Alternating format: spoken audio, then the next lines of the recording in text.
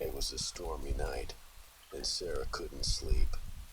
She tossed and turned in bed, unable to find peace. The wind shook the windows, and rain hit against the glass. It was one of those nights where every little noise in the house seemed louder than usual. While half asleep, she kept hearing the familiar sound of the cat flap that led from the kitchen to the terrace.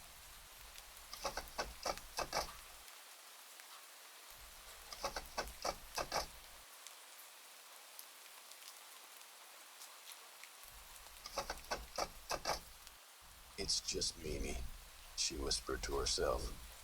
Thinking of her cat coming back from a night adventure made her feel a bit better.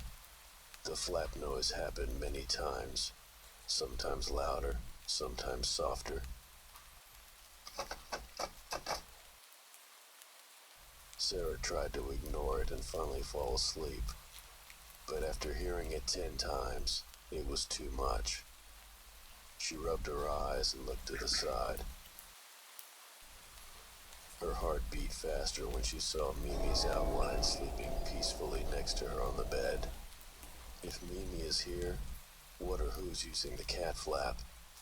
Feeling scared but needing to know, Sarah slid out of bed and tiptoed barefoot to the kitchen.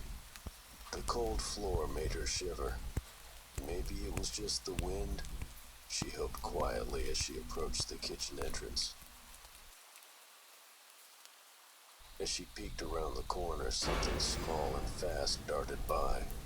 Her heart jumped to her throat as she saw the little creature with sharp, pointy teeth running away with a piece of meat. The meat she had bought at the butcher's shop for tomorrow's dinner.